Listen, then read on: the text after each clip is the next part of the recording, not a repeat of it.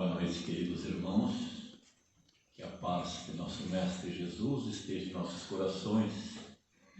Os bons espíritos me inspirem nessa noite para trazer para vocês a reflexão de hoje. Eu escolhi aqui para nós conversar sobre o capítulo 13 e 14 de João, que trata sobre a última ceia de Jesus. Ele sabia que naqueles dias seriam os últimos dias dele aqui no nosso plano Terra. Por isso ele reuniu seus discípulos para as suas despedidas. Enquanto ele se despedia, Pedro fez a seguinte pergunta: Senhor, para onde vais? E Jesus respondeu: para onde eu vou, não pode seguir-me. Mas mais tarde, sem entender, Pedro tornou a perguntar: Senhor, por que eu não posso seguir agora? E Jesus respondeu: não turbe o vosso coração, credes em mim. Na casa do meu Pai há muitas moradas. Não for assim, vos teria dito. Depois de ir, vou preparar-vos um lugar, para que onde eu esteja, vós também esteja. Com essas palavras, Jesus vem a confirmar na vida após a morte. E que também não existe somente um lugar para onde as almas vão. Como antigamente a gente imaginava, ou ia para o céu, ou ia para o inferno, ou ia para o purgatório. Mas ele diz, existem muitas moradas. E também Pedro não poderia segui-lo, porque Pedro ainda não tinha terminado a sua missão aqui na terra. E mais tarde Jesus ainda falou: se me amais, guardai meus mandamentos, e eu rogarei ao Pai, e Ele vos dará outro Consolador, para que fique eternamente convosco. Este Consolador, que meu Pai enviará, vos ensinará todas as coisas, e vos fará lembrar de tudo que eu vos tenho dito. Que Consolador seria este que Jesus falou? Não poderia ser um novo profeta, porque ele iria ficar eternamente conosco, conforme ele falou. Portanto, este Consolador deveria ser uma nova doutrina. E o Espiritismo é uma doutrina consoladora, que veio para nos livrar do desespero do túmulo. Que maior conforto, que maior consolo pode se dar para uma pessoa que perde um ente querido, a não ser dizer-lhe que a vida não acabou, que a vida continua. Que maior conforto, que maior consolo poderemos dizer a uma mãe que perde um filho, que ele não morreu, que ele continua vivo, e que, se houver uma nova oportunidade, ela poderá ter a sua presença através dos sonhos, ou senão uma mensagem através de uma comunicação mediúnica. A vida não acaba, a vida continua. A doutrina espírita também veio para nos explicar tudo o que Jesus falou. Jesus costumava falar de uma forma velada, porque assim suas palavras permaneceriam para sempre. E conforme o mundo fosse evoluindo, haveria novas interpretações para as suas parábolas, e assim os seus ensinamentos não seriam esquecidos.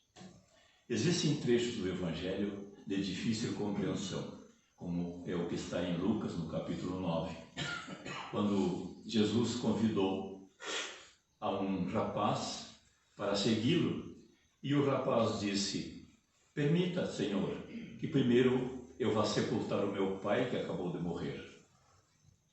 E Jesus disse: deixai os mortos enterrar seus mortos. O que Jesus queria dizer com isso? Será que Jesus estaria naquele momento, seria sido injusto com aquele homem? aquele homem recém tinha perdido seu pai, deveria estar muito sentido. Conforme Divaldo Franco conta que na época do Oriente, a lei obrigava o filho a compartilhar o momento da despedida do pai, sob pena de perder a sua herança. E como Jesus penetrava no âmago das pessoas, ele observou que aquele filho estava mais preocupado com a herança do que com o sepultamento do pai. Por isso ele disse: deixai os mortos enterrar seus mortos. Mas que significado tem essa frase?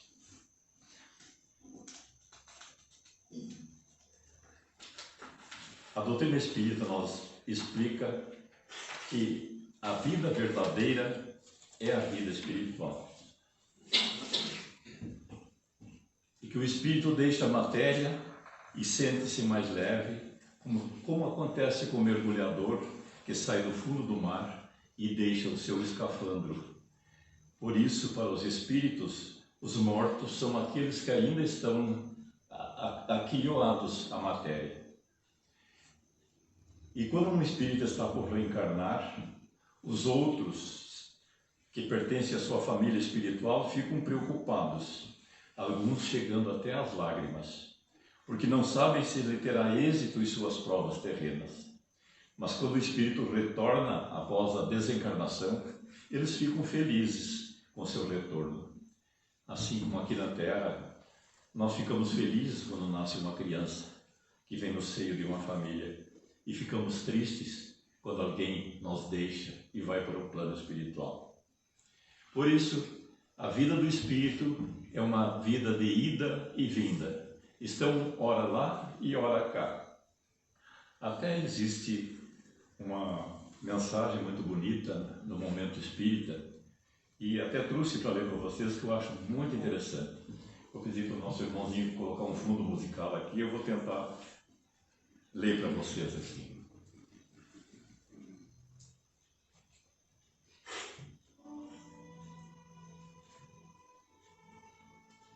Quando observamos na praia um barco afastar-se da costa, navegando mar adentro, o barco vai ganhando o mar azul e nos parece cada vez menor. Quem observa este barco sumindo na linha do horizonte, certamente exclamará: já se foi. Terá sumido? Certamente que não. Apenas o perdemos de vista. Talvez no exato instante em que alguém diz já se foi, haverá outras vozes mais além a afirmar: lá vem o barco. Assim é a morte. Quando alguém parte, levando um amor que nos foi caro, dizemos: já se foi. Terá sumido? Não. Certamente que não. Apenas o perdemos de vista. O ser que amamos continua o mesmo. Nada se perde, a não ser o corpo físico que não mais necessita no outro lado da vida. E no mesmo instante em que dizemos já se foi, alguém do outro lado dirá: está chegando. Cada um levando sua carga de vícios e virtudes, de afetos e desafetos, até que resolva desfazer-se daquilo que julgar desnecessário. A vida é assim, feita de partidas e chegadas, de idas e vindas. Assim, o que parece para uns uma partida, para outros é uma chegada. Bonita, né?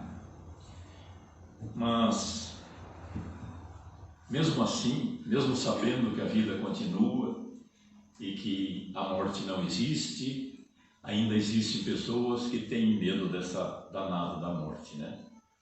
E eu tenho certeza que muitos aqui têm medo. Quem é que não tem medo da morte que levanta a mão? 3, 4. Mas como são mentirosos, né?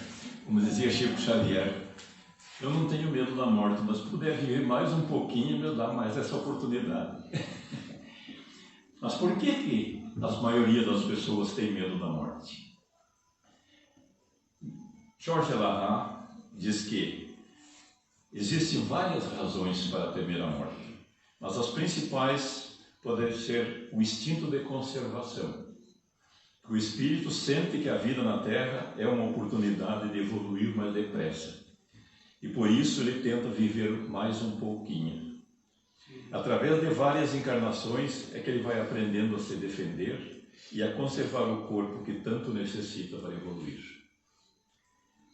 A outra motivo, a falta de fé. Apesar das evidências, apesar de tudo que nós comentamos aqui, ainda existem pessoas que vacilam no que pode acontecer após a morte do corpo. Existem alguns que têm medo que vão ficar presos ao túmulo. Ninguém vai ficar preso dentro do túmulo, a não ser que queira. E quem é que quer ficar? Alguém se prontifica? Ficar preso dentro do túmulo? Eu acho que não, né? Ninguém vai querer. Tem outros que têm medo de ir para o inferno, né? E durante anos as pessoas foram assustadas com a possibilidade de ir para o inferno, onde as almas ficariam eternamente queimando no fogo. Na realidade, o inferno está dentro de nós mesmos. Cada um é responsável pelo seu céu ou seu inferno. Muitas pessoas passam aqui na Terra um verdadeiro inferno. E tem uns que até dizem, a minha vida é um inferno, eu não aguento mais. E esse realmente está passando no inferno. Mas existem alguns outros lugares. Porém, existe uma lei, chamada de lei de causa e efeito, que nos faz expiar e reparar os nossos erros. Mas como Deus é misericordioso e bom, Ele sempre nos dá novas oportunidades para nós redimir através das vidas sucessivas. Mas muitos perguntam, e afinal, para onde é que vamos após a desencarnação? Muitas dúvidas surgem. Se não é para o céu, não é para o inferno, não é para o purgatório, então para onde vamos? Georges Laraha nos dá algumas dicas. Diz ele, pessoas muito egoístas, apegadas aos bens, e que não suportariam saber que alguém vai se apoderar de alguma coisa sua, podem ficar ligados a seus tarecos. E muitos permanecem em suas casas, tentando afugentar os novos inquilinos, provocando ruídos, queda de talheres, queda de prato, batendo portas, etc. Outros não acreditam que desencarnaram e ficam vagando pelas ruas ou pelos locais de trabalho. Deve ser uma situação muito difícil. A pessoa tentar falar com as pessoas, tentar se comunicar, ele está vendo as pessoas, está conversando com as pessoas, mas ninguém lhe enxerga e ninguém lhe responde. Até que um dia ele se conscientiza de que ele não faz mais parte desse plano material. Aí então os espíritos benfeitores o levam para onde? Para os postos de socorro. Lá, os postos de socorro, uma espécie de ambulatório, onde as almas são tratadas até se recuperarem do trauma dessa transição da vida material para a vida espiritual.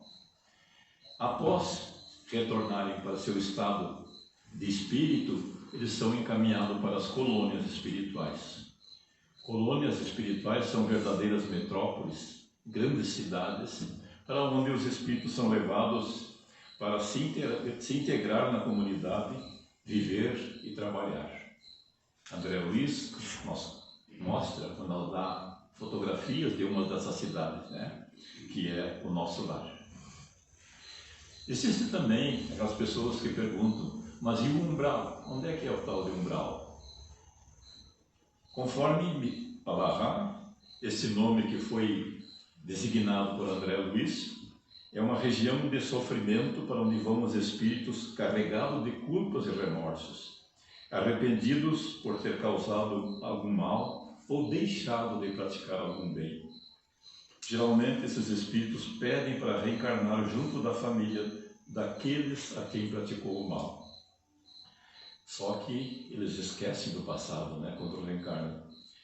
E nem sempre, então, conseguem essa reparação, tornando-se muitas vezes filhos rebeldes, irmãos que não conseguem se acertar e parentes difíceis, antipáticos, né? Mas quero lembrar também que nem sempre a causa dessas antipatias está na vida passada. Muitas vezes a causa está aqui nesta própria vida, né? Pessoas que não se entendem e criaram algum conflito. Aí não tem nada que ver com a vida anterior. Existe também um local pior do que esse umbral, que é as trevas. As trevas são regiões sombrias onde habitam espíritos cruéis, muito maus, que desencarnam cheios de ódio e desejo de vingança.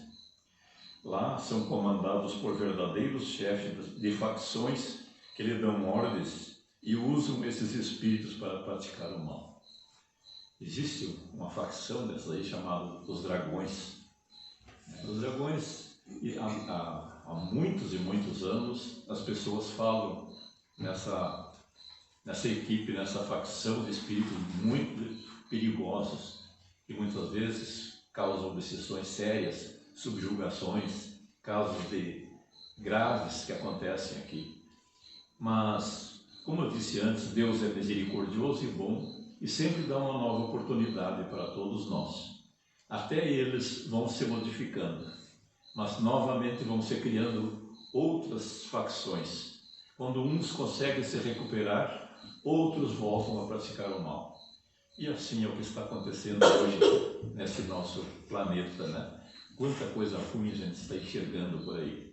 A gente tenta recuperar as pessoas. Nós vemos aqui na nossa casa espírita, está lotada de pessoas hoje tentando melhorar um pouquinho, enquanto que tem outros que não estão nem aí, querem levar a vida de uma maneira fácil e prática. E esses aí provavelmente serão conduzidos a essas regiões umbralinas, ou quem sabe lá até para essas regiões de trevas. Mas, com certeza, um dia eles serão recuperados.